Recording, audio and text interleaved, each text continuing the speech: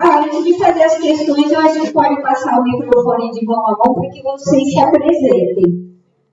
Nome, se é pai, qual a sua função, quem você está representando aí nessa mesa, tá certo? Rapidamente. Então, podem começar a se apresentar. Boa tarde a todos. Acho que tem que ter um pouquinho mais perto o microfone. Meu nome é Iraída, né? Eu sou mãe do Gabriel, ele hoje tem 15 anos, é autista, está estudando no Oswaldo Florencio, em Jundiá, e faz o segundo ano do ensino médio. Boa tarde, meu nome é Natália, sou mãe do Daniel, estuda na escola Armando, ele tem 13 anos, ele tem autismo. Boa tarde a todos, meu nome é André, sou psicólogo, sou da área da saúde, trabalhei há mais de 10 anos com pessoas com deficiência em ecoterapia, crianças, jovens, adolescentes e adultos. Hoje aqui em Maracatu trabalhei muito tempo também com atendimento clínico, hoje eu estou no centro de convivência, também trabalhando com crianças e adolescentes, e espero poder contribuir com todo mundo.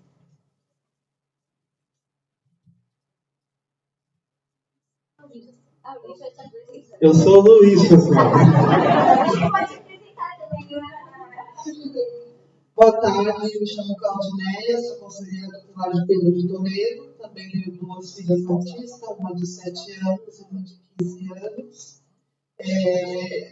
No meu trabalho como conselheira, eu resgato essas mãezinhas que têm altos para a gente poder encaminhar para conseguir terapias, e esse é o meu trabalho. Eu sou a Bruna, sou psicóloga.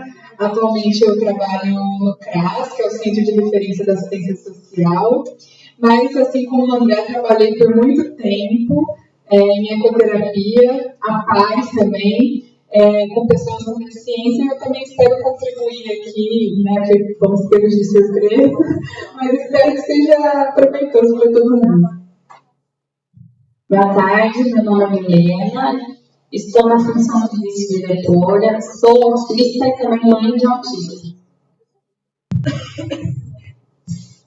Agora, nossa PEC. Apresentar aí, você também quer se apresentar? Então, eu sou a Ana Cláudia, estou no PEC de Educação Especial. Boa tarde, meu nome é Elisa e eu sou supervisora educacional aqui na unidade de ensino na Regional de Maracatu. Então, pode passar para a mãe, por favor, Ana. A primeira questão, mãe, é: quais desafios são mais recorrentes na trajetória escolar do seu filho? O que foi mais difícil para ele até hoje durante essa trajetória escolar?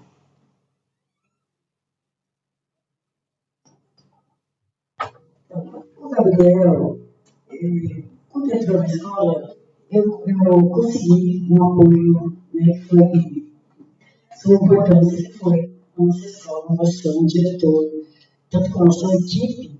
Então, eu até o dia de hoje me encontro, lógico, com uma luta, como todos sabem, mas o suporte necessário eu tive e tenho, porque eu encontro neles uma família, né? Agora, o Gabriel hoje, eu posso dizer que ele mudou 1000%, vamos dizer. Porque o desenvolvimento dele é visível, mas a luta é constante. Então, eu só tenho que agradecer pelo então, e sim, está pedindo, sim, os profissionais, né, de sua importância, porque na nossa região, nós não temos, então o suporte é pouco e a demanda é grande. Então, é que eu posso acrescentar até então. Com a minha amiga. Eu vou falar do começo, né? Porque agora, no momento, graças a Deus, eu tive um suporte muito bom que eu tenho. Mas eu vim de outra cidade, eu morava lá para a Baixada Santista, e quando ele vinha para cá, para Maracatu, eu tive problema na creche com ele, tive problema no pé, e tive problema também com ele. Aí eu levei no ensino fundamental 1, e E aí, do primeiro ao quarto ano, graças a Deus, eu tive uma boa equipe. Só que no quinto ano, eu tive uma regressão devido à professora. Eu quase dei na cara da professora, desculpa, gente, mas é porque é a maneira como a professora tinha que falar, explicar, e assim, ela veio falar de um jeito comigo, que assim, se o aluno fosse seguir a sala, ele não teria a nota que teria. Então, deu para entender que ele seria burro. Aí você se sente, eu sou mais sozinha, né? Me separei, aí você acaba levando vontade de dar na cara. Desculpa, gente, mas, né? Aí, quando ele saiu do Diogo e foi pro Armando, eu fui conversar com o antigo diretor, ele falou, não, vamos esperar ir pro Armando. Eu não vou mentir, eu me desesperei. Por quê? No ensino fundamental, o dia todo, né? Eu falei, meu Deus, como que vai ser agora, tudo, né? Mas achei tudo de Deus, né? E graças a Deus e graças à equipe, eu me surpreendi com a escola, sabe? Para mim, eu contar, fechar a gente não. Porque assim, meu filho entrou no sexto ano, foi muito bem acolhido, tem a Dani que acolheu, tem o Cláudio que acolheu, e assim, ele participou de uma Olimpíada Brasileira de Matemática. Ele foi selecionado para a segunda fase, no sexto ano, no primeiro ano da escola. Não ganhou medalha, mas para mim foi como se ele tivesse ganhado, porque um aluno que tem uma limitação no primeiro ano de escola e que ele com a segunda fase já é uma grande vitória. O ano passado ele ganhou 2 certificados de aluno superação. Para mim também é como se fosse um melhor presente, porque uma criança, né? Então, foi muito bom. Então, eu só quero agradecer. E esse ano, por enquanto, eu não estou tendo reclamação, ele está sendo bem assistido. Então, eu não tenho que reclamar, eu tenho que agradecer muito a Deus.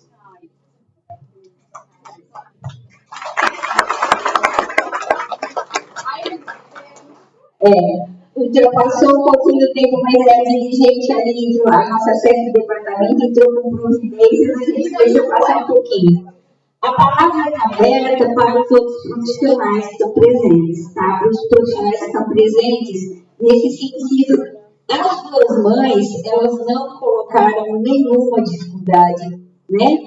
Tudo correu bem nas escolas, elas encontraram apoio. Aí vocês podem se colocar com relação a isso. De fato, isso sempre acontece, vocês que convivem com os pais, então alguém pode falar, tem 2 minutos, tá?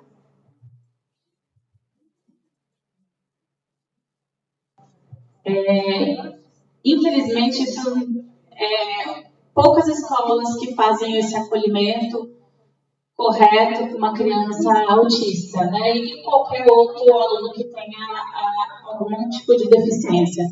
Eu trabalho na escola Play, lá eu tinha uma resistência de colocar o meu filho na escola por conta da função que eu exerço, certo? Então eu fiquei assim, nossa, ele vai me procurar o tempo inteiro. E o meu filho, ele tem um transtorno que até o Luiz, ele comentou que é um transtorno muito difícil, chamado TPAC, transtorno do processamento auditivo central. A maioria dos autistas tem, mas não é diagnosticado. Então, uma das dificuldades também, enquanto mãe, que eu vejo, assim, para estar trabalhando com o meu filho, é isso. Ele não entende o que a gente fala. O processamento dele é diferente. Então, o que eu observo, que são coisas muito simples que a escola pode estar colocando e que muitas vezes auxilia, deixar o aluno na frente, falar na altura do aluno, falar baixo. O som externo também dificulta. E o caderno de pauta ampliada. Não sei se todas as escolas aqui conhecem, mas existe um caderno de autista com pauta ampliada. Parece uma coisa idiota. Caderno com uma pauta um pouco maior, mas acaba auxiliando muito no processo de desenvolvimento das crianças que têm o transtorno, né? Então, hoje, eu já tive muitas dificuldades. Meu filho vai fazer 9 anos, ele está aprendendo a ler agora. Não é por falta de intervenções, de estímulos. Não, o que ele escuta não é o que o cérebro interpreta. Então, os fonemas para ele é muito complicado. Então, hoje, depois de muito tempo, a gente sabe que a gente, como mãe, a gente quer ver ele aprendendo, né? A gente fica agoniado, quer ver ele desenvolver. Mas, infelizmente, demorou muito tempo para que a gente conseguisse entender o que ele tinha. E são coisas simples que podem fazer muita diferença no ambiente escolar. Muito bom. Alguém quer acrescentar alguma coisa? Olha, esse psicólogo, gente, hoje é um momento único na nossa vida, tá? Então vamos aproveitar ao máximo.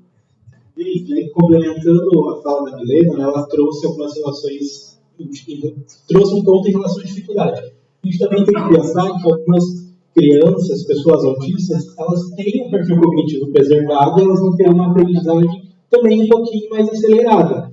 Não é tão frequente, mas acontece. Então, às vezes, a criança ela tem um hiperfoco, ela gosta muito de um tema, ela estuda muito aquilo e ela só quer estudar aquilo. E ela não quer estudar mais nada. Né? E aí as outras habilidades elas vão ficando, né, prejudicadas. Por quê? Porque a gente tem um comportamento evitativo e restritivo e repetitivo direcionado a um tema específico de interesse. Né? Então, isso também é algo que vai prejudicar a adaptação escolar. Só, depois passar para os psicólogos, todo mundo queria falar então sobre o assunto. Boa tarde, gente. Então, eu, como conselheira tutelar, a gente recebe muitas denúncias, muitas reclamações quanto ao tratamento de crianças autistas dentro da escola. Por exemplo, uma criança autista que não consegue ir no banheiro sozinha, não se limpa sozinha, só quer ficar no cantinho, ou às vezes dão aulas diferenciadas. Eu não concordo, porque minha filha é autista e eu faço questão que ela faça a mesma atividade do outro, mesmo que ela não consiga. Outra coisa, outro ponto que reclamam muito no nosso município, em Pedro de Toledo, colocam estagiários para cuidar, por exemplo, a pessoa está fazendo faculdade, está com 2 meses de faculdade, coloca para cuidar de uma criança autista nível 3. Eles não conseguem segurar, eles não entendem, eles não procuram a mãe para saber como que eles são, como lidar, o que fazer quando eles estiverem nervosos. Então, a gente tem muito esse tipo de reclamações. Eu acho que quando vai pôr um estagiário na escola, chama a mãe, conversa, explica as características deles, o que eles gostam, o que não gostam, o que vai deixar eles nervosos, o que eles comem, porque às vezes até na hora do comer, eles querem oferecer uma coisa que a criança não come, e aí eles já tem crise, e aí ninguém segura.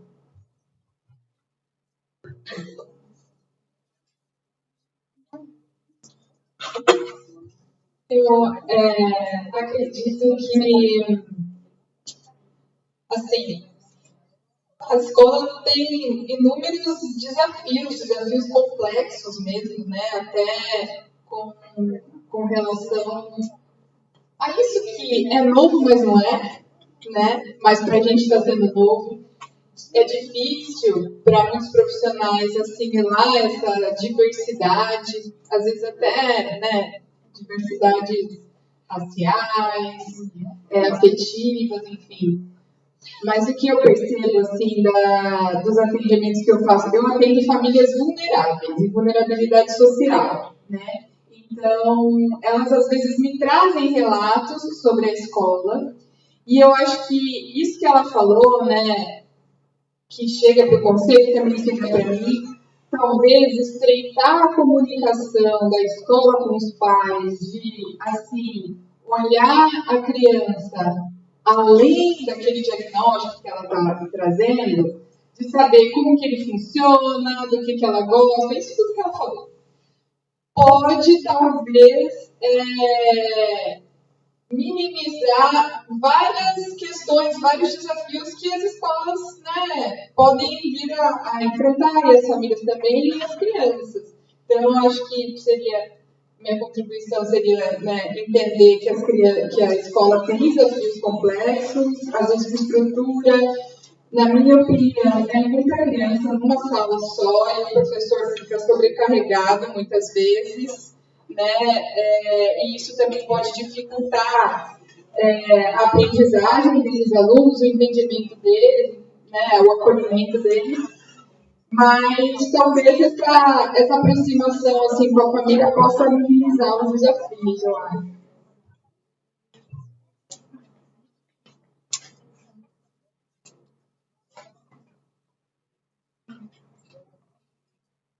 A minha contribuição, eu queria trazer atenção para um ponto que, para mim, é muito significativo. Eu atendo em acolhimento de famílias e acolhimento de crianças e adolescentes. Então, muito naquilo que o Luiz falou, da gente poder estar junto no dia a dia, acompanhando, né, sistematicamente o desenvolvimento deles.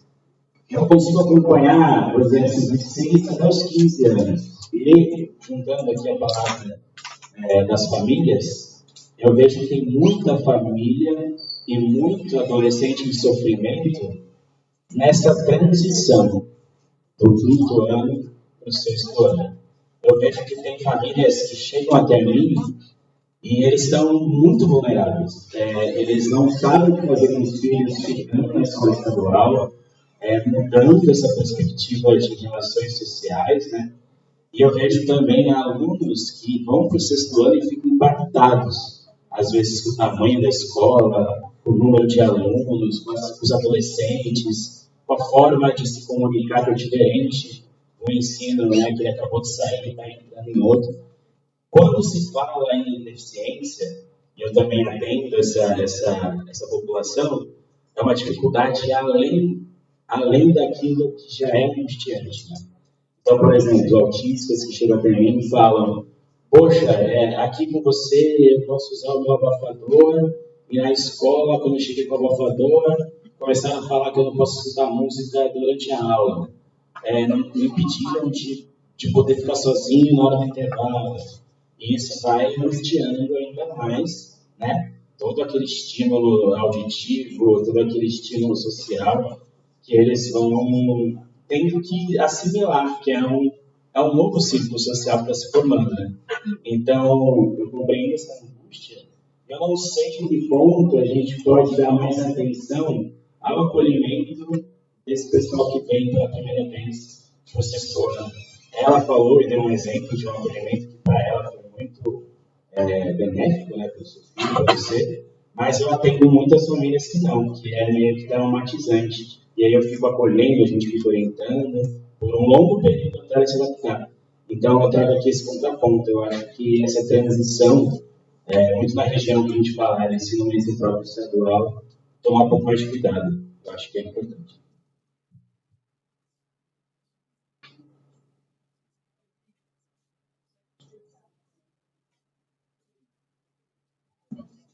Então, só acrescentando, né, o que você falou, quando meu filho ele saiu do 9º ano para o 1º ano, a importância da minha comunicação com a diretoria e com a escola foi muito importante. Por quê? Eu precisava tirar o lanche dele por causa do bullying, né?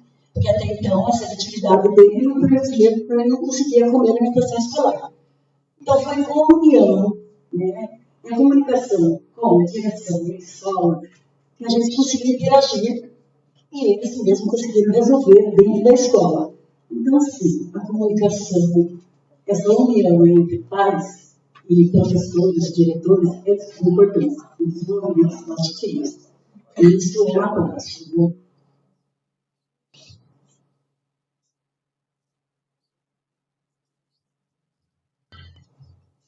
Pergunta para o pessoal da saúde, agora, da saúde e da assistência. E vocês, desculpa, quem vai responder primeiro.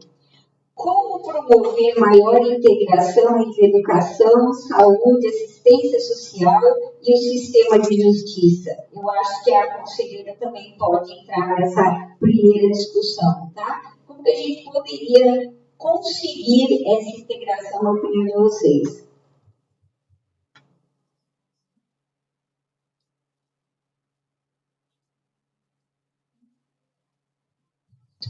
Como eu disse, no nosso município, terapias é muito difícil. e tem muitas crianças saudáveis, muitas investigações, e para até estar em investigações tem que ter o terapeuta para atender para poder laudar.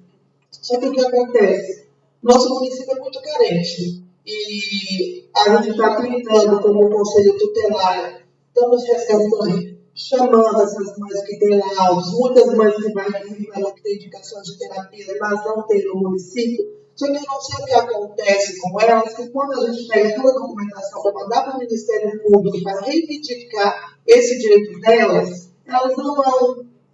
Eu acho que o que falta no município é palestra, uma reunião para elas que. Porque a primeira coisa que elas são muito vulneráveis, a primeira coisa que nós temos um laudo é procurar o BPC. Quando nós fazemos o BPC, elas esquecem que a terapia é importante para os filhos dela. Eu acho que falta muita orientação, eu acho que a saúde, a assistência do município precisa orientar, fazer palestra, chamar para que elas entendam que a terapia é importante para os filhos dela.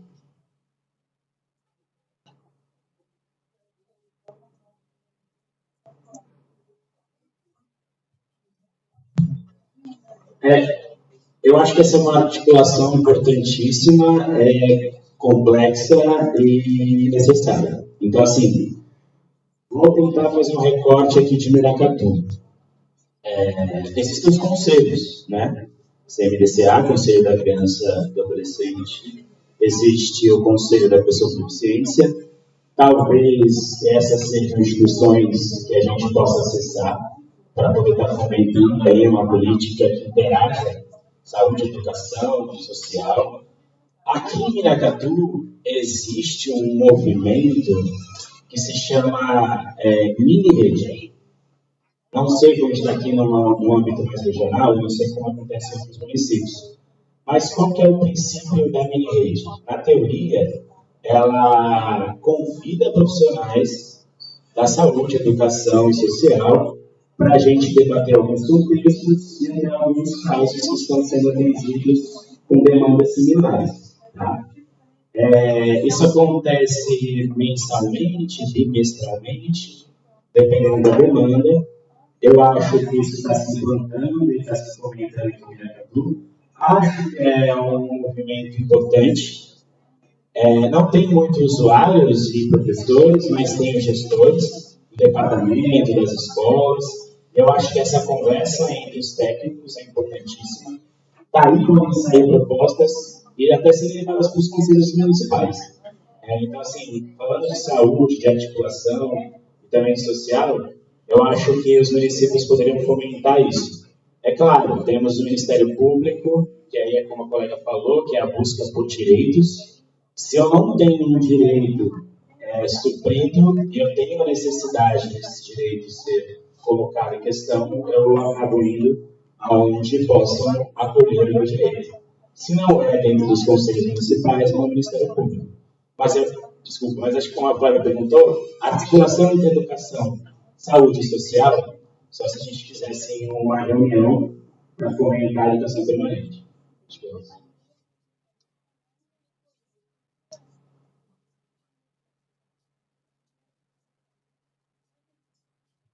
E só complementando a fala do André também, é um tema complexo, essa articulação intersetorial, só que o que eu vejo? Que para essa articulação acontecer, esse público ele precisa existir, de alguma forma. Então, quando o aluno é identificado com autismo ou qualquer outro transtorno, que coloque ele como público da educação especial inclusiva, ele está sendo cadastrado na sede, né? Ele está sendo, quando ele é acompanhado pelo agente comunitário de saúde, ou pediatra, né, ou médico da ESF, do postinho, e percebe que tem necessidade de uma terapia especializada, está sendo encaminhado para a rede, né? Porque a gente precisa mostrar que esse público existe.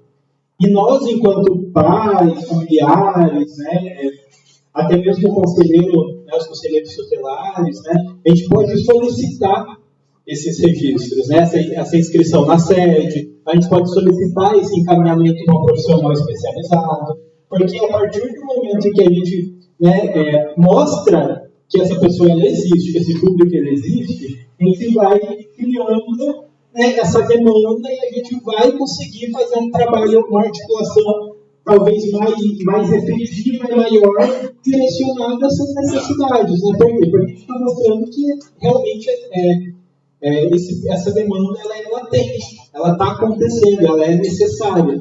Então, a colega falou, né, que muitos pais eles não vão atrás, a gente pega, né, tenta, articula, mas os pais não seguem. E é importante que os pais deem esse segmento, mas esse segmento muitas vezes eles não acontece também por falta de acesso à informação. Então, quando os pais entendem que eles podem solicitar para a escola a inscrição do seu filho na sede, para que o Estado saiba que ele é aluno de educação especial. Quantos pais sabem que pode solicitar um encaminhamento médico para um especialista mesmo dentro do SUS? Se o município vai ter ou não é outra história, mas é importante que o SUS encaminhe, porque vai mandar para a regional.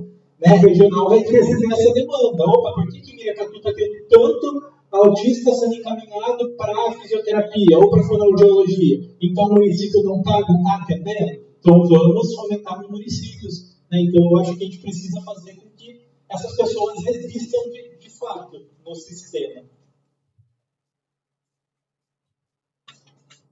Então, lá a gente trabalha com essa demanda de crianças saudáveis, de crianças adolescentes, para ter um público vulnerável, né?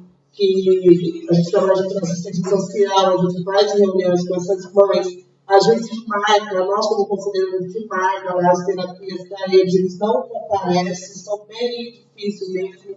E assim, a gente começa a mandar no Ministério Público, porque a gente entende que essa criança tem o direito de fazer terapia, independente se a mãe quer ou não. Só que o que acontece? O nosso maior problema nesse grupo que a gente já tem são os pais mesmo que não levam, que não entendem que eles precisam.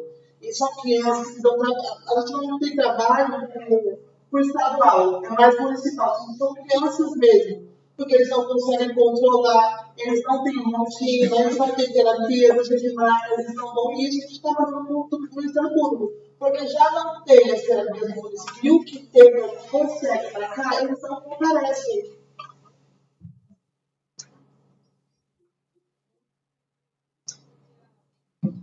Ele roubou minha resposta, mas eu ia falar que aqui em Miracatu a gente tem essa experiência de troca, né, na área da educação, da saúde, quando envolve criança e adolescente, o Conselho Tutelar também participa.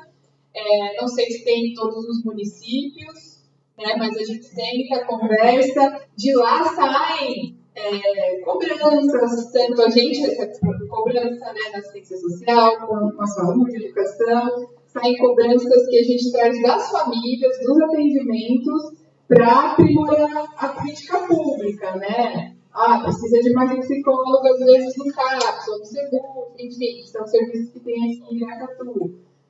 Isso tudo é discutido nessas reuniões e são reuniões muito importantes, eu acho que para atingir as famílias, né, vulneráveis ou não, né, que o SUS não é para todos, o SUS é para quem deve precisar, mas o SUS é para todos, então todo mundo fica contemplado, mas aqui existe sim essa articulação intersetorial e aí talvez seja uma ideia para os outros municípios também aproveitarem. Só para complementar, em Tariri também a gente tem o projeto Cuidar Bem. Então, lá a gente tem essa conversa, esse diálogo com o projeto, com o CRAS. O CRAS ele tem feito eles solicitaram lá na escola, a escola para fazer algumas palestras em relação à parte mesmo psicológica, né? Então a gente tem, agora já está marcado para os psicólogos ir lá fazer uma palestra. A gente conversa com os alunos para que eles também participem, que é importante em relação à saúde, né, mental também, e a gente sempre tem um apoio do projeto. Então, todos os encaminhamentos que são feitos do Conselho Tutelar, eles voltam com a resposta, né? Então, a gente, muitas vezes, eu ligo ou ele liga também, para a gente conversar, olha, tal aluno, como está? a gente sempre tem essa conversa e isso faz total diferença no desenvolvimento do aluno, né? A gente faz essas intervenções, esses acompanhamentos e ter um projeto como esse, que eu sei que não são todos os municípios que têm, nos auxilia muito, tá? Demais, quando a gente nota, por exemplo, foi até o que o Luiz falou, algumas, no processo de aprendizagem, algumas dificuldades em alguns alunos. Esse encaminhamento ele é feito e a gente sempre tem um retorno, que é muito importante para que a gente dê sequência também no que nós, enquanto escola, podemos estar fazendo para auxiliar, né, o aluno ali na aprendizagem dele.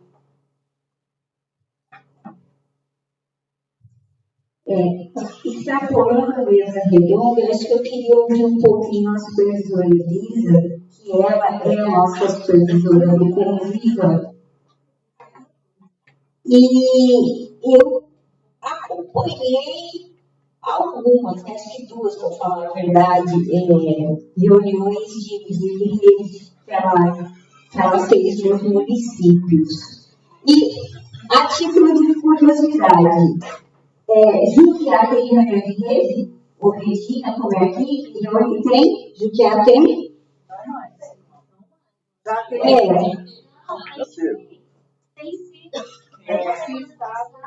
Na verdade, assim. Peraí, vamos só. Já resolver só a polêmica aqui. Um acha que tem, outro acha que não tem, então. Não, mas eu que tá. Na verdade, boa tarde, né? Só para pegar o gancho das duas perguntas, quando nós recebemos esses alunos da nossa escola, na escola, a gente, enquanto equipe de trabalho, de apoio, de acolhimento, dessa escola que tem, né, toda essa questão de fazer com que o aluno ele se desenvolva integralmente dentro das necessidades que ele precisa desenvolver. Em Juquiá, nós temos há alguns anos, nós temos o CAES, que nos ajuda bastante nessa questão desse aluno que está chegando. Então, a gente consegue observar o aluno que vai chegar para nós lá no 6º ano. Mas nós temos que pontuar e ponderar que a nossa rede de apoio, ela precisa ser fortalecida.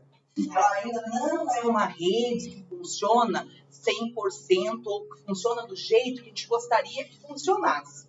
Então, a gente tem uma rede, sim, tem as reuniões de rede, mas os encaminhamentos e a celeridade das resoluções que a gente precisa, elas às vezes se esbarram pela falta de uma equipe de multiprofissionais, uma equipe de trabalho de atendimento, uma questão que tem um profissional dentro do município, mas ele não consegue atender a demanda das escolas. E aí eu vou citar como exemplo, nós temos parado ainda situações de estudantes que precisam de um acompanhamento de um psicólogo e está há mais de 10 meses esperando a questão de atendimento.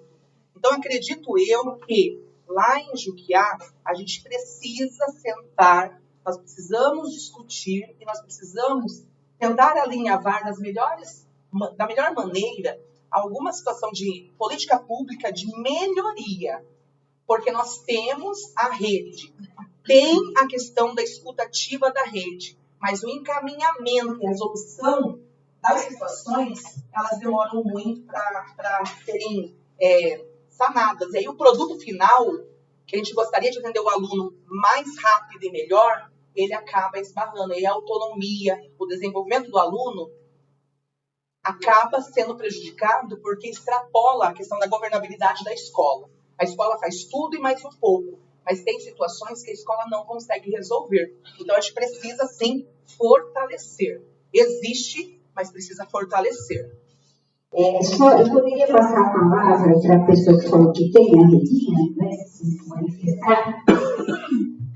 Eu cronometrei ele também, acho que vou cronometrar agora. 2 minutos só. Não, ontem teve a reunião de rede, mas quem participa dentro da educação do município, eu sou da rede municipal, é o assistente social junto com o psicólogo da educação. Aí eles vão lá para o fórum, fazem as reuniões de rede, junto com a saúde, com as CREAS, e todo mundo junto com a promotoria Essa reunião que a rede estadual participava e que a gente não participa mais, não estamos mais realizados, entendeu? Esse ano já teve umas 3. E a gente não foi realizado de nenhum. Anos anteriores, a gente sempre ia.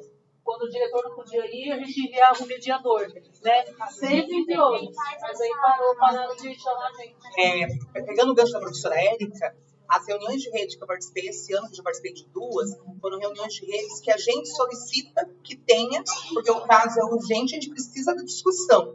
Mas não tem esse fortalecimento dessa questão aglutinada dessa rede funcional, a gente precisa fortalecer que ela não acontece do jeito que nós gostaríamos que ela ocorresse. Eu acho que esse exemplo que o André deu aqui, a gente vai ficar assim, a gente vai voltar a falar sobre isso, sair com algumas proposições, mas é esse modelo que a gente está falando, entendeu? Chama todo mundo. A diretora Renata, a diretora pediu, mas eu acho que dela a gente não tem, né? A diretora da escola Sabiana, lá em Presidente, o programa de ensino integral de 7 horas. No ano passado, nós tivemos uma promotora que ela somou também durante mais de 10 reuniões. Mas eu reforço o que o Douglas falou. Esse monitoramento dos encaminhamentos é o entrave da cidade. Nós temos uma casa aberta, né, com uma estrutura boa que falta profissionais para atender a demanda, porque o único profissional, ele acaba atendendo, né, a rede municipal e o estudante do Otaviano está, a gente, há 2 ou 3 anos sem psicólogo. Então, e fique feliz que apareceu no Face, a pessoa não foi avisada, mas que o Otaviano terá um psicólogo, porque uma menina noticiou no Face, gente, eu fiquei feliz da vida, porque faz toda a diferença. Então, assim, uma promotora retada e ela fazia o papel dela e cumpria com excelência, mas esse monitoramento dos encaminhamentos, né, eles não aconteciam. Mas acho imensamente importante, né, e ainda reforço com a rede da saúde esse olhar carinhoso das escolas estaduais. Obrigada, Cláudia. Eu que agradeço. Vou passar a palavra para a nossa supervisora responsável pelo Conviva. Pessoal, no geral, eu vejo que os municípios, eles possuem a reunião de rede, tá? Muitas vezes, nós, da rede estadual, não somos convidados, mas eles fazem essa reunião com a educação municipal, tá? Porém, ainda são bastante fragilizados os serviços, como foi relatado aqui pelo pessoal, tá? Mesmo pela questão da falta de profissionais. Então, por exemplo, nós aqui, a nossa URI, tem escolas que a gente ainda não conseguiu atender com o programa Psicólogos da Educação por falta de profissionais, tá? Então, a nossa região ainda, né, precisa de um incentivo, eu acredito, para, além das políticas públicas, esse incentivo para que os profissionais estejam aqui na nossa região, né, e que eles também, né, queiram participar das nossas redes. Inclusive, nós temos vaga de psicólogo, tá, pessoal?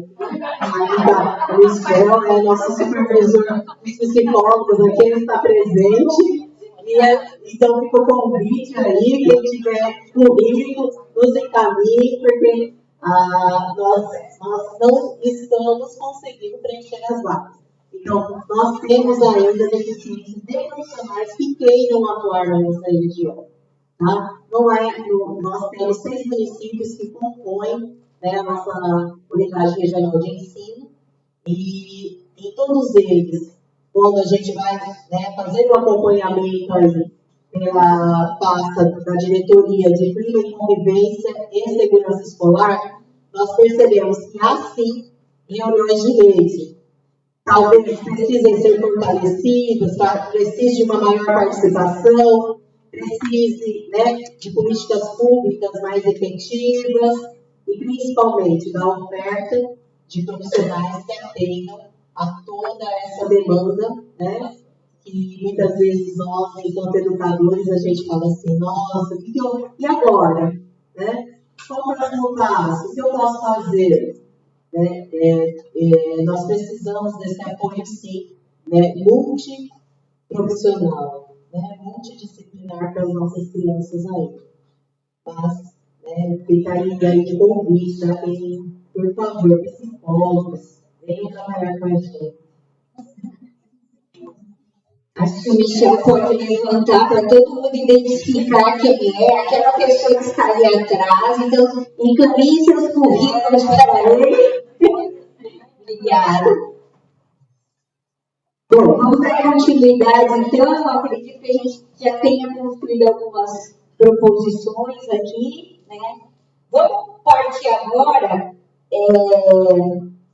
para a educação. E muito bom a Milena, ela já tinha começado a falar. Milena, fala para a gente um pouquinho sobre quais práticas inclusivas têm apresentado resultados positivos na sua opinião. Você já colocou na sua primeira fala algumas questões, né? Coisas que podem ser feitas para melhorar o acolhimento. Então, na sua escola hoje, o que a gente tem de práticas inclusivas?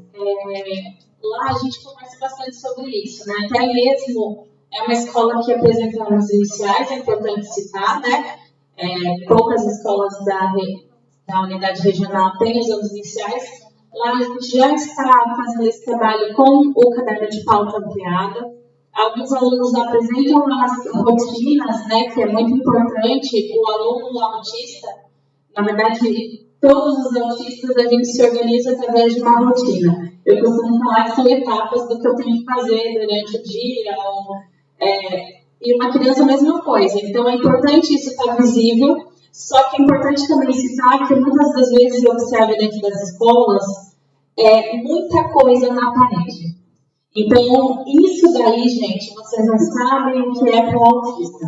É muito, muito difícil. Então, eu tenho conversado muito com as crianças iniciais para não colocar muita coisa. Porque, como a gente tem essa parte sensorial, o visível também afeta. Então, o que está ali, né, acaba que as informações não são processadas. É muita informação. Então, isso também a gente está tentando, está colocando dentro das salas, né, de aula, né, ter um lugarzinho onde tem a rotina do aluno, não ter tanto... tem que ter alguma coisinha, mas assim, a quantidade, né? Porque a criança autista, ela não processa, ela vê muita coisa e aquilo ali ela não foca em nenhuma. Então, por isso que tem que ter o cantinho da rotina, tudo isso é muito importante. E eu tenho observado que além da rotina, né, e no caso do caderno de pauta ampliada, a gente tem feito um trabalho legal na tutoria também, para que esse aluno ele tenha dentro, a gente tem trabalhado bastante na tutoria, que ele tenha ali na mesinha dele, ele entenda quem é o seu lugar. Então, a gente tem um aluno autista que ele mudou agora, né? Ele estava no segundo aninho, agora está no terceiro, e ele estava acostumado a sentar em um determinado lugar. Então, na outra sala que ele vai, ele tem que estar sentado ali, né? A gente tem que estar organizando, porque isso também faz parte, gente, da rigidez cognitiva. Então, a gente tem isso. Deixar o lugarzinho separado, aquele lugar é de tal aluno, né? Então, olha, ele sentava na terceira coluna ali, na frente. Então, tudo isso a gente tem que estar também colocando. São coisas simples que a gente consegue estar fazendo, né? Eu tenho também conversado muito com as crianças em relação ao barulho. Então, eu sempre falo para eles, gente, eu não falo com vocês gritando. Então, vamos baixar o som, porque muito barulho, a professora não consegue entender o que vocês estão falando. Então, são coisas simples, até mesmo de conscientização, que a gente sabe que é um processo. Então, é de pouco a pouco. Não vai mudar de um dia para o outro. Mas eles precisam entender que é necessário, né, eles incluírem, entenderem que o barulho incomoda, que a gente escuta tudo, né? Então, tudo isso são pequenas coisas que a gente consegue estar colocando, implementando no dia a dia, né? Para estar melhorando aí a aprendizagem dos estudantes, né? Até mesmo como, eu não sei quem falou do abafador, né, eu uso abafador. Então, quem vai na escola, ou está com abafador aqui, ou eu estou usando abafador. E eles já entendem. Professora, posso falar com a senhora? Eu falo, calma aí. Aí eu converso. Eles entendem. Então, também ter na escola, né, isso faz com que eles enxerguem os alunos, os estudantes diferentes. Né? Então, eu uso porque às vezes eu provavelmente, necessariamente, preciso. Então, tem outros alunos que também utilizam. Então, a gente precisa também estar mudando até mesmo eles conhecendo, né? Porque eles não sabem o que é abafador. Gente, isso é um abafador. A professora usa quando a professora está tendo muito estímulo auditivo. Então, eu coloco para me concentrar. Eu preciso me concentrar. Então, eles também, essa conscientização de pouco a pouco vai fazendo com que eles também incluem, respeitem o outro, o que utiliza, né? Então, é muito importante. E a gente vê que nem todas as escolas a gente tem, né? Tem pais que não conhecem o abafador ainda, né? Então, isso também é importante para o conhecimento dos pais. São coisas simples que a gente consegue estar mudando. Vou abrir a palavra para os demais para falar sobre essa questão, as práticas pedagógicas e que apresentam resultados positivos. Complementando o que a Milena estava falando, pessoal, quando a gente pensa nessas práticas pedagógicas, eu acho que é inseparável a gente pensar sobre o PEI, que é o Plano Educacional Individualizado daquele aluno. Para mim, professor, parece uma burocracia, parece algo que não tem sentido, e por que a gente está fazendo isso? Mas, quando a gente elabora ele na essência no CERN, ele é um documento que traz respaldo para vocês de previsibilidade. Por quê? Porque vocês estão vendo a dificuldade daquele aluno, vocês não sabem o que fazer com aquele aluno, e esse documento ele vem falar, olha, esse aluno ele tem essa dificuldade e eu não consigo fazer mais do que isso porque ele tem essa limitação. Então, vocês passam a ter um cronograma, uma previsão, um plano de ação direcionado para aquela necessidade. E todos esses exemplos que a Milena foi trazendo são exemplos que podem ser inseridos nesse plano educacional individualizado. E é claro que, às vezes, a gente tem 11 alunos por sala no diagnóstico, e a gente tem que fazer esse documento desses 11 alunos, e eu entendo o quanto isso é difícil. Só que quando a gente vai olhar para aquilo que compete a vocês, vamos colocar na palestra, o que vocês observaram, o que vocês anteciparam de comportamento e o que vocês podem devolver para suas famílias. Então, vocês conseguem ter uma previsibilidade e entender que o papel da escola ele vai além do ensinar, vai além de educar. O papel da escola também é formar cidadão. Então, se esse aluno ele tem uma dificuldade no processo de alfabetização, ele não está avançando, não está seguindo, a gente não precisa também necessariamente só ficar forçando e martelando em cima dessa dificuldade, que talvez para ele não vá ser tão vantajosa naquele momento, por ele não estar preparado para aquela aprendizagem. Mas a gente pode trabalhar com ele em cima da formação para a cidadania, em cima da formação para o mercado de trabalho.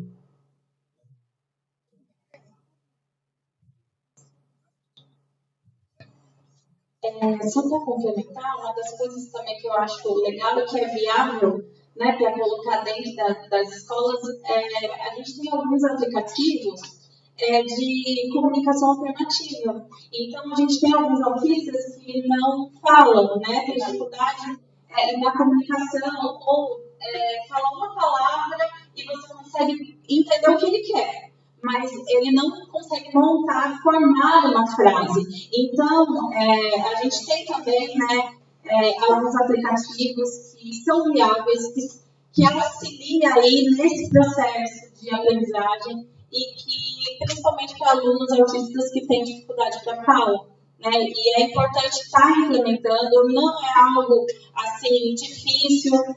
Eu, por exemplo, meu filho agora fala, mas ele demorou muito tempo para falar, e até hoje, mesmo com ele falando, eu tenho no tablet o Livox, que é um dos aplicativos aí que a gente utiliza para comunicação alternativa, para que ele aprenda a montar uma frase.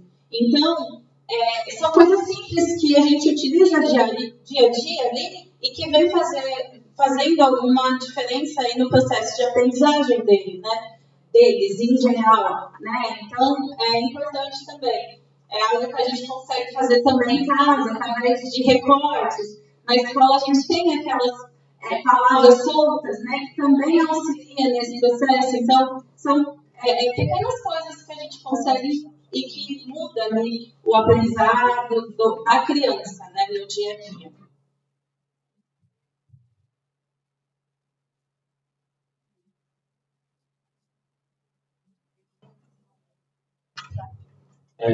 Eu queria contribuir, né, com o que já foi dito, acho que é super importante.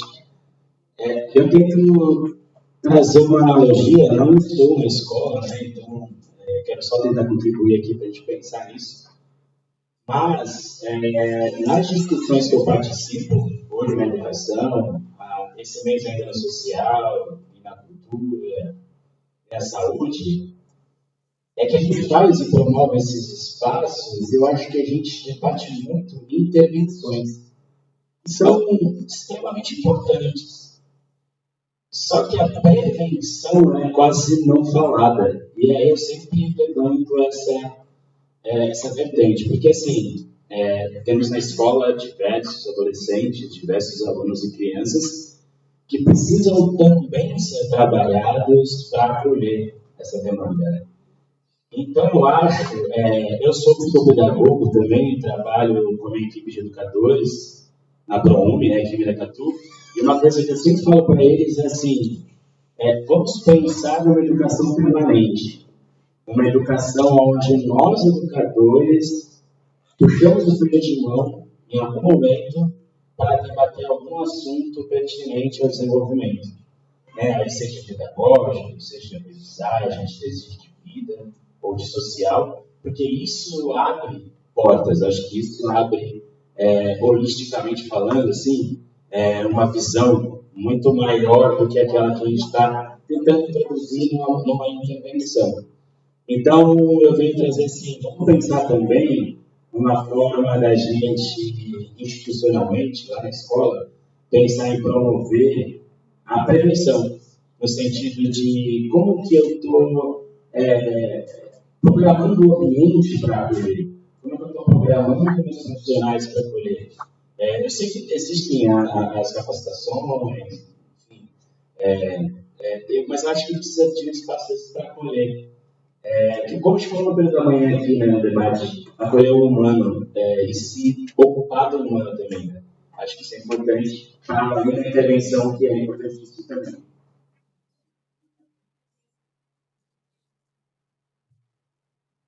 Bem, as mãezinhas querem contribuir nessa fala, não? Agora a gente vamos partir para a última e a mais polêmica questão, que essa vem praticamente de todas as escolas, que é a questão do profissional de apoio escolar. Qual é a sua opinião, e aí essa questão é para todos, com relação a função e a presença do profissional de apoio escolar? Algumas questões que chegaram vinham em torno de como eu faço para conseguir um professor auxiliar. Então, a gente vai ouvir aqui os posicionamentos de cada profissional, e aí depois a gente faz um pensamento com relação a tudo que a gente ouviu hoje, aquilo que é possível. Tá bom? Então, essa é a questão. Qual o papel, o que você acha do profissional de apoio escolar? Eu, particularmente, eu nunca tive problema. Eu sempre não tive problema, é mentira, eu vou estar mentindo.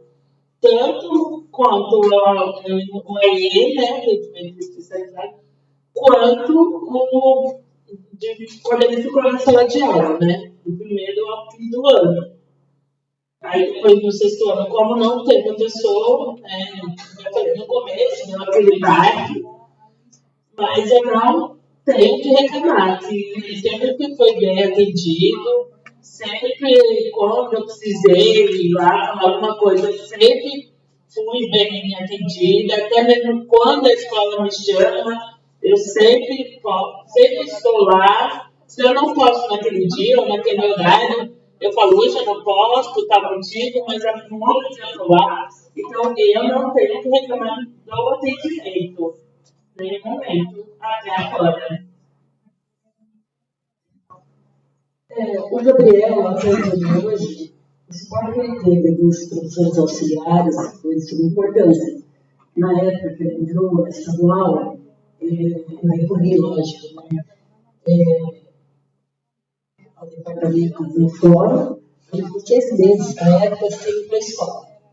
Até que foi referido, os professores auxiliares, e o desenvolvimento dele foi surpreendente. Até hoje, com os auxiliares, eu posso dizer que sim, é visível a transformação dele, o aprendizado. Eu não sei daqui para frente como vai ficar a situação, mas hoje eu posso dizer que sim, é de suma importância.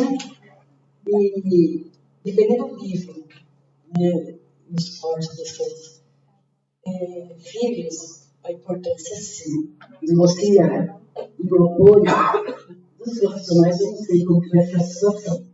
Então, eu só posso dizer até o dia de hoje. Agora, amanhã, aí a gente verá. É só isso que a gente fala, a experiência que a gente tem até então. Mas é uma diferença enorme entre um auxiliar e um apoio. Isso vai ser discutido daqui a mais alguns meses, como todos sabem. Então, acho que vai se escutar hoje.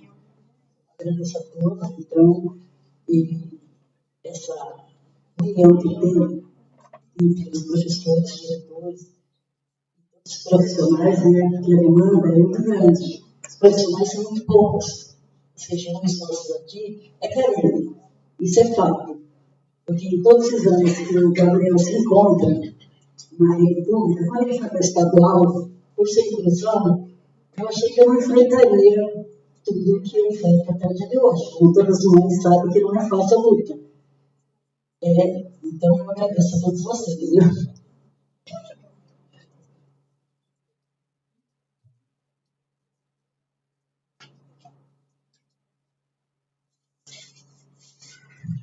Então, gente, quanto a esse assunto, eu vou falar como conselheira e como mãe. Como mãe, desde quando a minha filha, antes de ser laudada, a escola já falava para mim que ela teria alguma coisa, que ela era muito difícil, eu não queria aceitar mesmo. Eu só fui aceitar mesmo quando ela já estava no quadro crítico, onde ela já não falava mais, ela não andava mais, eu fui procurar um médico para foi laudada. E quanto a estagiária, o professor auxiliar, eu nunca tive problema, porque eu sempre estive na escola, todas as vezes que ia mudar de professora, eu fazia questão de ir lá, eu negava o laudo, eu explicava. Então, a minha filha, a de 7 anos, ela sempre foi muito bem acolhida, muito querida. Mesmo com a agressividade dela, porque ela era muito agressiva, ela mordia, empurrava a carteira, e eu falava, gente, eu posso estar trabalhando. Se vocês não conseguirem controlar, vocês me chamam que eu venho na hora. Então, eu sempre estive muito presente. E hoje ela pegou uma criança super carinhosa, amorosa. Tem dias que ela fala que me violenta, mas sempre foi bem cuidada. Agora, quanto ao meu trabalho de conselheiro tutelar, a gente tem muitas reclamações. Por quê? Às vezes a gente recebe ligação no conselho tutelar de escola. Vem aqui porque eu estou dando conta de cuidar da criança. E a gente não consegue falar com a mãe. E isso é constante. Sabe? Aí, o que eu penso? Uma pessoa está fazendo uma faculdade online, está 6 meses fazendo uma faculdade, vai ser estagiária, de quê? Você vai dar conta? Você conhece aquela criança? Você conversou com a mãe? Eu acho que o maior problema disso tudo é o contato com a mãe. Saber o que a criança tem, o que ela quer, como que ela é. Eu acho que isso resolveria a maioria do problema. Gente, eu acho que o primeiro ponto que nós temos que considerar é a função do profissional na escola. Tá? Existe uma diferença entre o profissional de apoio escolar e o professor auxiliar. O professor auxiliar, a finalidade dele é pedagógica. Então, é a criança que ela tem prejuízo substancial na aquisição de conhecimento e ela precisa de um atendimento dedicado exclusivamente para ele, para o processo de ensino e de aprendizagem. Já o profissional de apoio escolar, o que eu observo, né, na minha cidade, de modo geral também, é que as pessoas acham que é um cuidador, que a pessoa está lá para cuidar do aluno. E, na verdade, em Cardia a gente chama de auxiliar de vida escolar. Na verdade, esse profissional está lá para contribuir, para mediar a funcionalidade daquele aluno no contexto escolar. O que isso significa? Que muitas vezes o profissional de apoio está fazendo pelo aluno. Então, o aluno ele não consegue amarrar o sapato, o profissional vai lá e amarra o sapato. O aluno não consegue se limpar, o profissional vai lá e limpa o aluno. Na verdade, o adequado seria que esse profissional auxiliasse, mediasse o desenvolvimento desse aluno, para que ele sozinho conseguisse fazer. Então, ou seja, fomentar a funcionalidade, a função, né, da parte motora, da linguagem, do raciocínio. Então, a gente tem muito uma atribuição da tarefa de maneira equivocada. Então, acaba que esses profissionais eles são reduzidos ao cuidado. Então, ele está lá para cuidar do aluno. E, na verdade, ele tem um papel muito importante que é justamente fomentar o desenvolvimento. E muitas vezes eu observo que esses profissionais eles não são integrados no plano de ação para a necessidade daquele aluno. Então, eles não são integrados, é passado para eles só para ficarem ali, né? Então, eles ficam à mercê também, eles não sabem o que fazer. Daí entra em relação à formação. Qual é a formação adequada e necessária para auxiliar no desenvolvimento da funcionalidade daquela criança ou no desenvolvimento pedagógico? Então, que tipo de profissionais eles estão colocando também para essa atribuição? Então, a gente tem muitas camadas, que daí é muito complexo. Mas, por isso,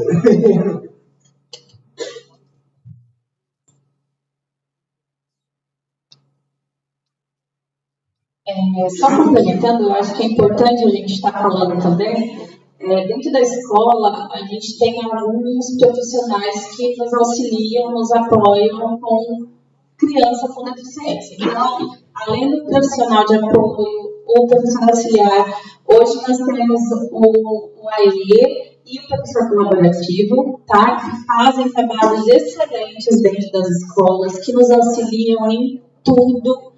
E é importante separar essas funções, né? Como o Luiz já falou, o professor auxiliar ele vai estar ali na parte pedagógica, acompanhando a criança dentro da sala de aula, auxiliando no processo de ensino e aprendizagem ali, juntamente com o professor regente, o professor especialista. Nós temos o AE, né, que eles trabalham, além de algumas dificuldades que o aluno pode ter ali, que algum professor venha estar relatando, falando, a gente também tem as atividades de vida diária que são de extrema importância para uma criança autista, tá?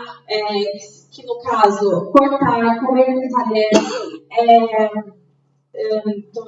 ir ao banheiro, fazer a limpeza de si, isso tudo é feito na sala do AE, né? E temos o professor colaborativo, que é aquele professor que entra na sala e acompanha como está sendo, como que esse aluno está se comportando ali naquele ambiente. Então, é importante a gente estar diferenciando isso em relação ao profissional de apoio. E aí eu gostaria já de falar algumas coisas, porque muito se fala, né? Tem muitas coisas que dizem aí. E é importante todo mundo entender que nós, enquanto escola, a gente enxerga algumas normativas e algumas legislações. A gente tem aí, vem, né, a quantidade de alunos, por exemplo, que um cuidador pode ficar. Então, o que eu vejo muito, agora, tanto quanto escola e quanto pai, mãe de um aluno autista, nós, enquanto pais, a gente quer as coisas já. Nós somos imediatistas. Eu quero um cuidador só para o meu filho. Não é assim que funciona. Nós seguimos uma legislação e nós temos que estar focando nisso. Então, muitas vezes a gente se depara com alguns casos que é isso. Não, mas por que aquele o cuidador está com 3 crianças, gente, porque a gente segue uma legislação, a gente segue uma normativa que está lá. Então, claro, nós queremos, como pais, a gente quer logo, já agora, que o meu filho se desenvolva e o meu filho aprenda. Mas nós temos todos esses profissionais que nos auxiliam, que têm funções diferentes e que nós seguimos uma resolução para estar apoiando esse aluno da melhor forma possível. E eu tenho certeza que todos os diretores aqui, todos os profissionais que estão aqui, que são de apoio, a gente faz o melhor para todas as crianças dentro do que a gente tem ali e até do impossível, gente. Às vezes a gente vê esse negócio que eu falo assim, Jesus, meu Deus, o que eu fui inventar? Será que vai dar certo isso? Mas a gente está tentando fazer o melhor. Mas, claro, nós não estamos abaixo da lei. A lei está aqui e nós temos que seguir ela. Então, eu vejo muito isso enquanto escola e eu tenho uma outra visão também enquanto mãe de autista. Tá? Então, meu filho, por exemplo, ele não tem cuidador, não sabe se limpar sozinho, mas ele está todos os dias tentando se desenvolver, melhorando, e eu sei que ele vai conseguir. E é de pouco a pouco, é um processo. E eu sei que uma hora ele vai conseguir. Ele já está lá quase conseguindo. Mas a gente, como mãe, a gente quer pra já, a gente tem uma preocupação extrema. Só que é importante entender que nós não estamos abaixo da lei. E a escola faz de tudo o impossível para que a gente consiga estar alcançando não só um aluno com deficiência, mas um aluno que incluir, né? Todo mundo aqui sabe, não é só esse aluno com deficiência. A gente tem alunos que têm dificuldades que precisam ser incluídos. E a gente, enquanto escola, a gente tenta fazer o possível e impossível para incluir todos. Para que todos ali sejam aceitos, tenham as mesmas oportunidades, né? Então, é isso. Eu posso falar para vocês, eu estou aqui hoje porque eu tive família que me apoiou, tive professores que também acreditaram em mim, mas dentro do meu processo de entendimento do eu passei por várias coisas.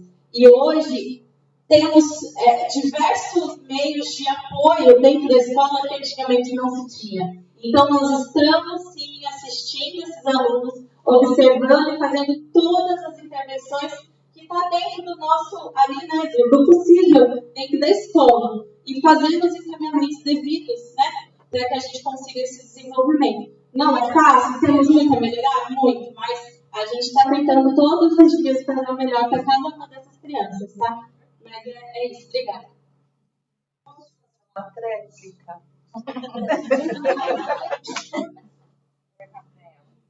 Eu pego aí.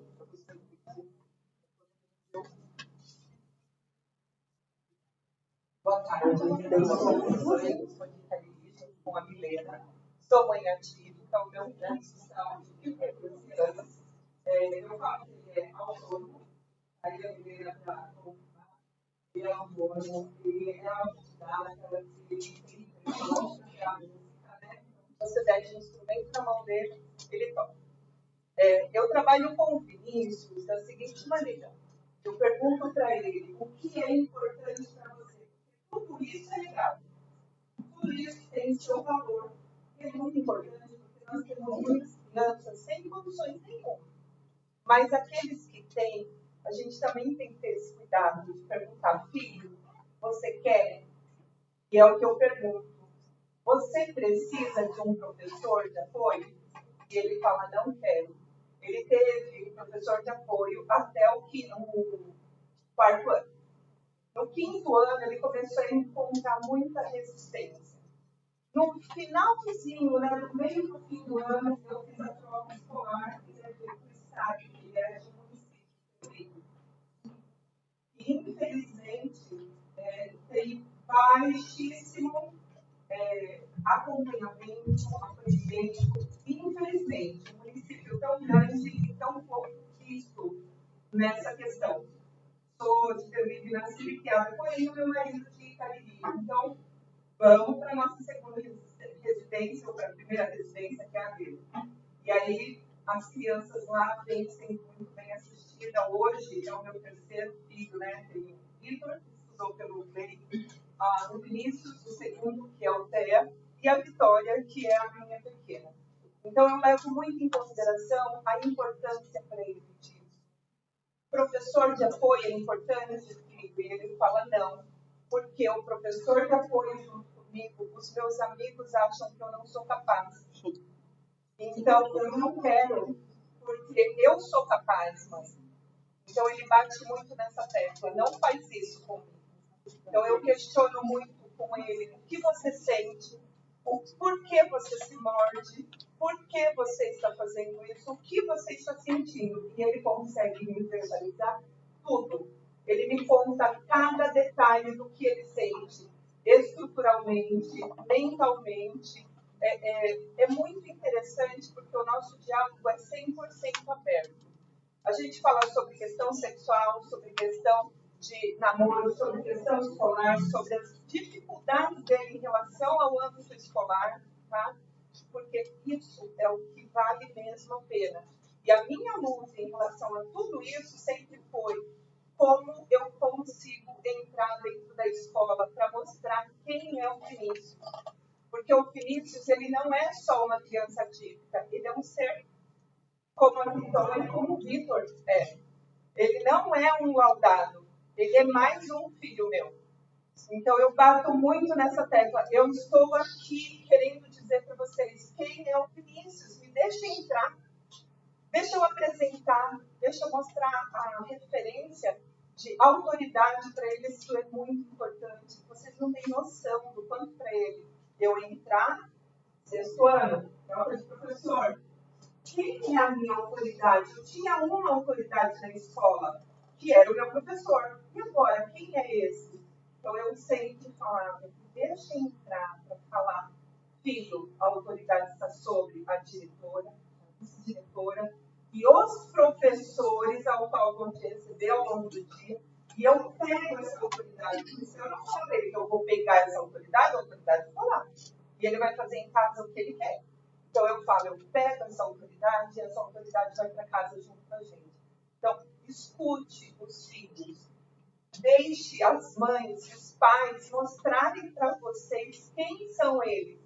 Porque dentro de toda essa diferença, a mãe consegue olhar e falar: eu sou mãe do meu filho há 14 anos. Nada mais do que eu nem saber quem é essa criança. Concorda? Então, assim, peço, olhem para as crianças como seres e não como um alvo. E pergunte para eles: isso é importante para você? Eles conseguem te dizer sim, isso é importante ou não. Isso não vai ser importante. Obrigada.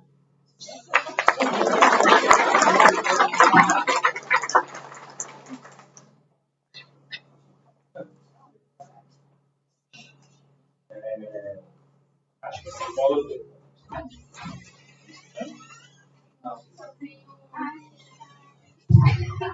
Oi? Agora não. Psicólogos às vezes é chato, às vezes confunde, né? Eu entendo. Mas eu queria levantar um pensamento. Na perspectiva sociohistórica, e eu acho que é daí que vem muita essa discussão, como as famílias falaram, lá no pré-1, pré-2, primeiro, até o quinto, as famílias se acostumaram com um método. Elas se acostumaram a ter alguém na sala de aula. E isso faz com que elas se sintam seguras, sem angústia. E as crianças também. O Luiz falou da fase do desenvolvimento. Aí eu volto a falar do sexto ano. Quando a gente muda para o sexto ano, provavelmente um pré-adolescente ali, as angústias mudam. Né? Como a família que eu vou te falar, a mãe que eu vou te falar. Quem sou eu no meio disso tudo? Aí, além da autonomia e da independência, podemos falar de protagonismo. Né? Como que essa criança, esse adolescente, ou esse pré-adolescente, no meio de toda essa confusão que é essa escola grande, com tantos professores, quem eu sou no meio disso tudo aqui? Eu não tenho mais aquele professor que estava 7 anos comigo, desde o primeiro, do meu lado. E aí bate essa angústia de quem sou eu e de quem é a referência dentro da escola. Eu acho que nessas fases de desenvolvimento, a gente pode tentar olhar para o ser humano, olhar para a criança, mas eu acho que a família fica muito refém da ideologia, da técnica e do olhar. Eu acho que até o 5º ano é um olhar e uma técnica diferente. A partir do 6º pode ser que mude esse olhar e essa técnica. Quem está errado, quem está certo, poxa, eu preciso de alguém na sala, preciso de alguém fora da sala. A especificidade da criança, a característica da criança, a deficiência da criança vai falar. E aí é muito difícil. O ideal seria eu ter a possibilidade dentro da escola de conversar com o plano individual e falar: essa criança precisa desse apoio mais pedagógico, desse apoio com mais aprendizagem, desse apoio com mais características de vida diária. Para onde esse plano está indo e qual a possibilidade que a escola tem de oferecer aquilo que aquela criança precisa. Então, eu acho que a transição, ainda volto a falar disso, desse esquema sociohistórico do município para essa técnica estadual, é muito conflituoso para a família. E a família acaba se angustiando, achando que, caramba, minha filha vai estar sozinha, não tem nenhum professor lá, e vai mudar para a pessoa 4, 5 professores por dia. Ai, caramba, aquele hora do recreio, hora do intervalo, tudo uma loucura. E aí ele chega em casa falando: mãe, não quero mais. Tô aqui, tô perdido, não aguento mais.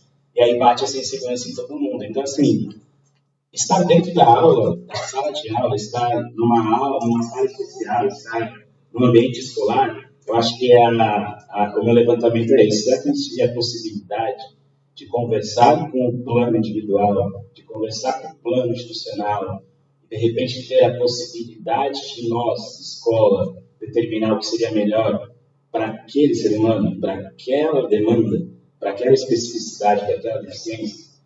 Como a gente não consegue fazer isso por causa das determinantes, né, políticos, pedagógicos, organizacionais. Então, acho que isso é um debate que eu trago para a gente pensar nisso. Porque essas crianças vêm de uma maneira sociohistórica de lidar com a deficiência. Mas tem muita demanda dizendo que o professor auxiliar faz por ele não aprende, ele não tem autonomia, não tem independência, e acaba que o professor faz para ele e não aprende. Mas aí é como a gente está falando aqui, precisa então de uma equipe que se eduque, se capacite, que tenha essa visão holística do todo, e que a gente faça, como o Luiz falou, escolher as especialidades, os profissionais, de acordo com aquela demanda que está sendo apresentada. Então, acho que essa discussão, como o Luiz falou, é muito complexa. Então, a gente poderia ficar debatendo aqui o que é melhor na sala, fora, né? Mas o que importa é que as crianças são vigiadas, e os pais também, né? E vocês, como professores, também, e a gestão também. E a gente está fazendo um monte de coisa, tentando o melhor para o desenvolvimento deles, mas às vezes a gente fica angustiado, né? Fica com esse conflito. Eu acho que se apoiar é o fundamental, né? Se apoiar como gestão, como professores. Acho que é uma frase que eu sempre falo: estamos aqui, escolhemos estar aqui para cuidar das crianças. Mas quem cuida da gente, né? Quem cuida da gente deveria ser nós mesmos, né? Então, o professor cuidando do outro, o gestor cuidando do professor, a gestão, todo mundo podendo conversar de uma forma honesta, de uma forma legal, para a gente evoluir.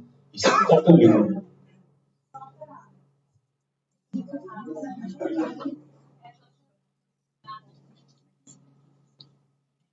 Só para complementar, essa discussão ela é realizada dentro da escola, tá? Então, é realizada junto com o profissional do ARD, o colaborativo, e com os supervisores que vão na escola. A gente discute também a necessidade desse aluno em ter ou não este profissional ali. Então, essa discussão ela é realizada dentro da escola, né, entre os profissionais que estão ali em contato direto com esse aluno, como as PECs de educação especial, tá? Eu posso até citar que há menos de 2 semanas a gente teve uma discussão em relação a alguns estudantes. Então, é importante que às vezes não é externado isso. Às vezes vocês não sabem que isso acontece, mas dentro da escola há essa discussão, tem momentos onde é feito esses apontamentos da necessidade ou não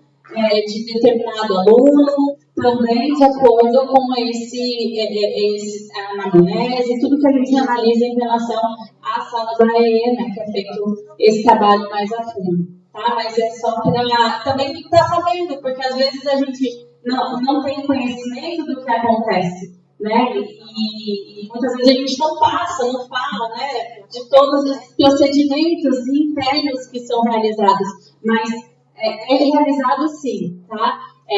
Claro, depende muito da necessidade de cada estudante, mas que a gente faz sim, tá? Posso dar minha opinião sobre a questão? A gente, 2 minutinhos para a Graciane fazer a colocação dela e a gente vai encerrar, que a gente chegou no ponto já, tá? Boa tarde a todos, meu nome é Graciane, sou mãe de um aluno com IPM, nível 1, e a questão do professor auxiliar, como vocês colocaram, assim, meu filho, no primeiro e segundo ano não quis professor auxiliar, porque eu queria dar independência realmente para ele, autonomia em questão de tudo. Porém, a partir do terceiro ano, devido ao pós-pandemia e tudo mais, achei ideal, fiz o pedido e consegui. Então, ele teve no terceiro, quarto, quinto ano, ele teve o professor auxiliar. Sempre foi um bom aluno, saiu com notas ótimas do município, porém, ele foi para o estado, até então não queria mesmo o professor auxiliar dele. Porém, devido a alguns problemas que eu tive, e até mesmo que meu filho estava sendo desmotivado em questão de algumas situações, e que a gente fala, eu acho que tem alguns professores que têm empatia. Porque assim, seu filho chega em casa, e assim, falar para você, mãe, me ensina que minha professora me deixou de lado, falou que ia daqui a pouco, e se a pouco não chegou. Então, assim, eu entrei na justiça, assim, corri atrás do direito do meu filho, porque, assim, foi uma mãe que desde sempre corri atrás de tratar meu filho. Tem 2 pessoas aqui que são testemunhas minhas, que é a Bruna e o André, que com a ecoterapia meu filho avançou muito. Então, assim, o que eu falo? Pais, se vocês acharem que o filho de vocês precisa de um professor auxiliar, corra atrás, porque se meu filho não chegou a pedir para mim, não pediu para mim voltar com o professor, mas eu vi que ele estava fazendo mal. Ele chegou em casa e pediu, mãe, me explica agora para eu fazer minha lição. E assim, o que eu mais me revoltei é que não são todos, entendeu? Se chegar e falar assim, tem 30 alunos numa sala, eu não consigo dar conta. Poxa vida, você não deu conta e por que os outros devem? Entendeu? Então, assim, o problema que eu tive não foram com todos, mas ele necessitou desse auxílio. E assim, o estímulo dele, o olho dele brilhou, até mesmo no caderno dele a gente viu a diferença, tá bom? Então, assim, a gente precisa ver o que realmente é necessário e o porquê. Tá bom? Obrigada. Obrigada, Graça. Na verdade, eu só para fechar, pegando o que os 2 técnicos aqui falaram de manhã, o promotor e a Maraína, e que a Milena nos representou muito bem quanto à educação, a gente segue normativas. E desde 2023, pode ser 50, agora a nossa resolução 129, ela fala que a gente tem que resolver tudo conjuntamente, né? E realmente os debates estão sendo feitos. Aí eu já parto para as nossas proposições, né, Ana? A gente foi fazendo algumas anotações e é claro, notório, que o nosso nó é a transição do ciclo 1 para o ciclo 2. Esse é o ponto-chave aí. A gente meio que não sabe, né? Não existe essa parceria, essa continuidade, esse apoio entre o ciclo 1 e o ciclo 2. Segundo, há o fortalecimento da rede municipal. O fortalecimento, porque a gente meio que é tirado de lado, né, que nem o pessoal do Judiciário se manifestou. Eu, enquanto estava diretora do Poeta, um dia eu parei de ser convidada. Ninguém me falou por quê, mas simplesmente eu fui excluída do grupo, né? E nunca se esbarrar para nada, não é bem comportada, né? E de repente não aconteceu mais. E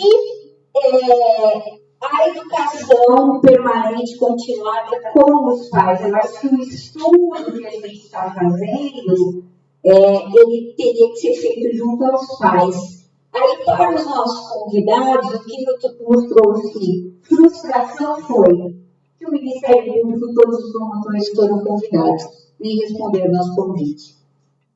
E era assim, o João Paulo é da turma deles, entendeu? Então eles tinham que estar aqui. Senão, do Conselho Tutelar, só veio a representante de Toledo, né?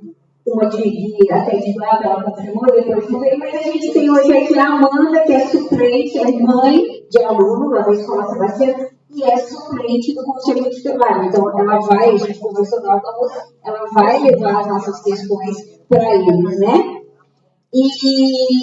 E assim, todas as secretarias municipais de educação foram convidadas, todas as assistências sociais, todo mundo. Então, a gente fica sem saber, será que o convite chegou até essas pessoas? Né? O e-mail foi. As pessoas não querem falar sobre isso? Ou elas acham que não é importante?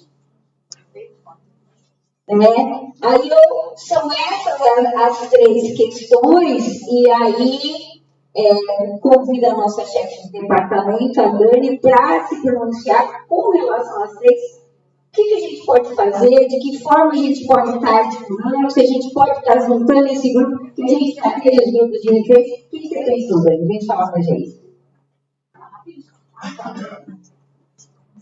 Como eu falo muito, eu vou falar bem rapidinho por conta do horário. Mas, à medida que vocês foram socializando as experiências, as indagações, as frustrações também de vocês, eu também fiz algumas anotações, Fábio. E eu venho conversando ali com o Edenilde dos cursos pedagógicos, que a gente costuma fazer, mas, assim, uma das coisas que eu acho que a gente precisa sair daqui, como eu tinha trazido a ideia de levantarmos, né? Ações que fossem práticas.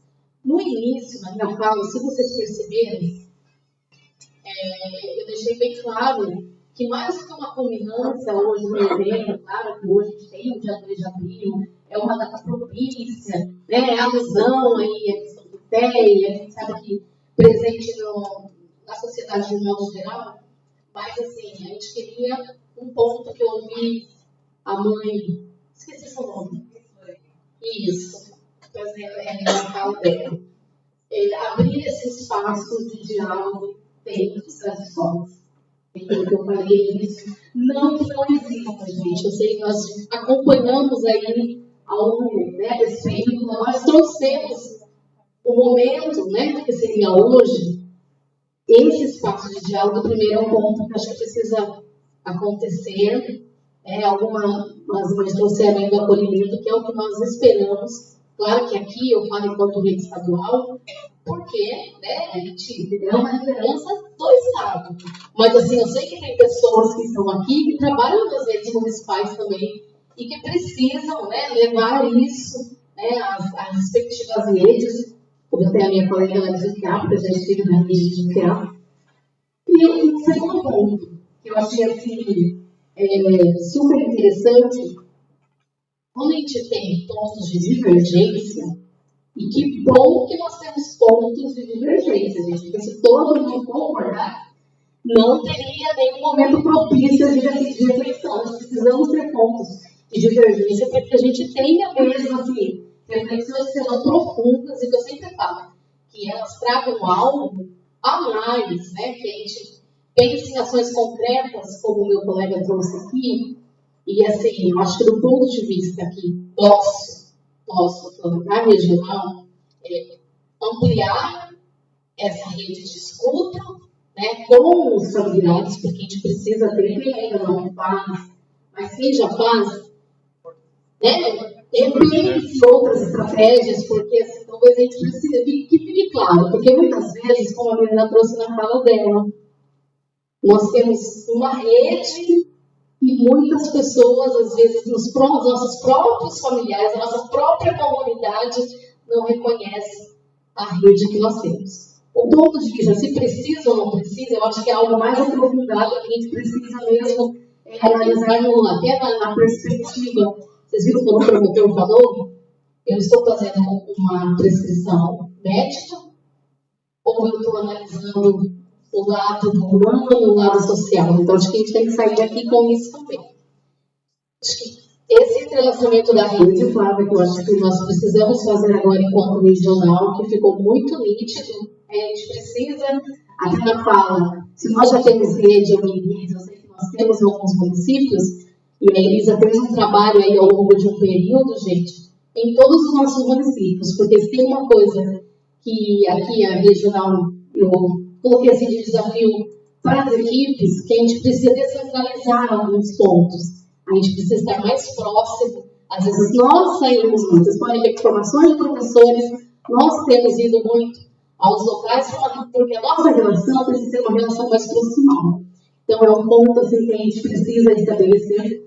E acho que é um desafio, Flávia, que não pode morrer com um primeiro evento como esse. Acho que o ano que vem, realmente, eu já coloquei alguns pontos de atenção a esse para melhorar.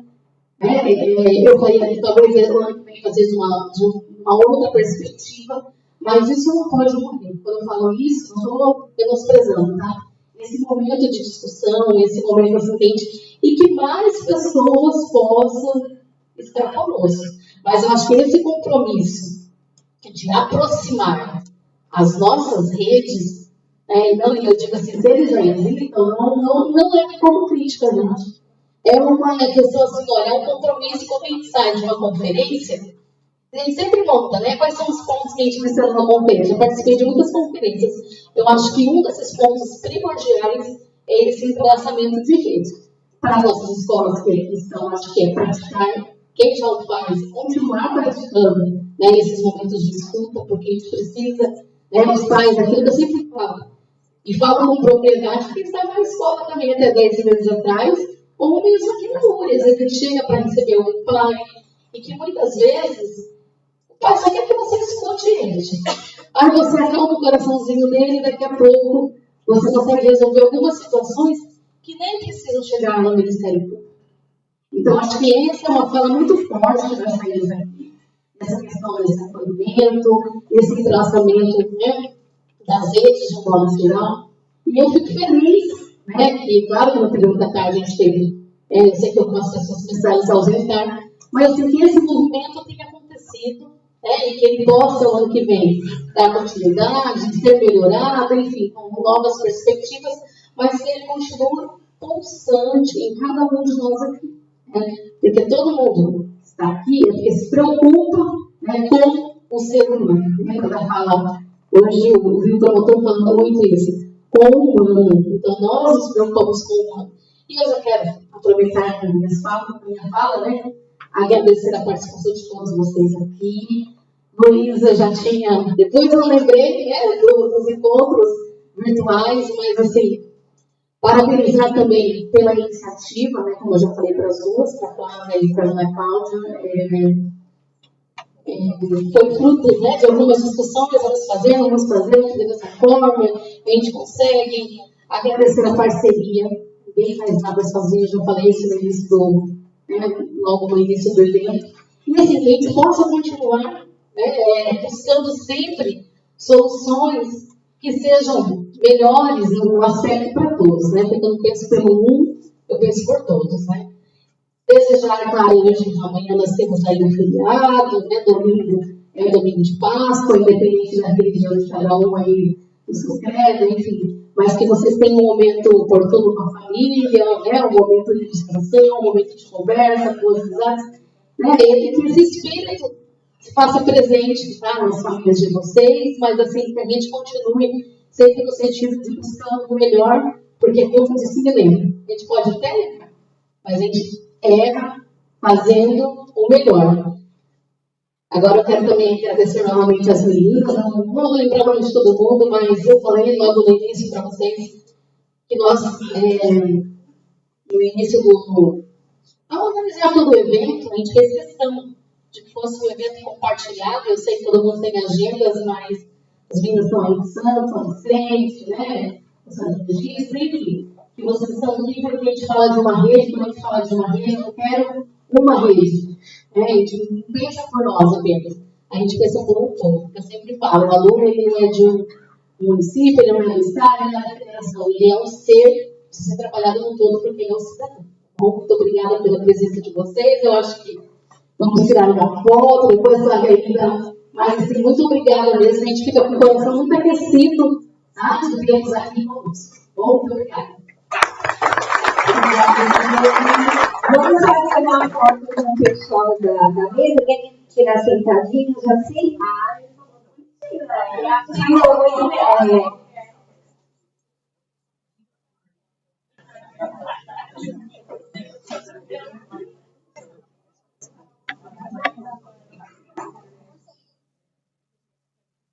Tirar as bichinhas atrás. Aí o Luiz precisa tirar com os pais. Ah, o Luiz não tirou. Vamos.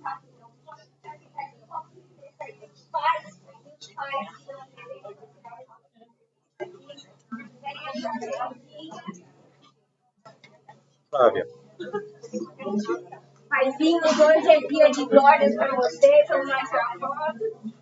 Ainda vai ter algum encerramento ou a gente termina a gravação?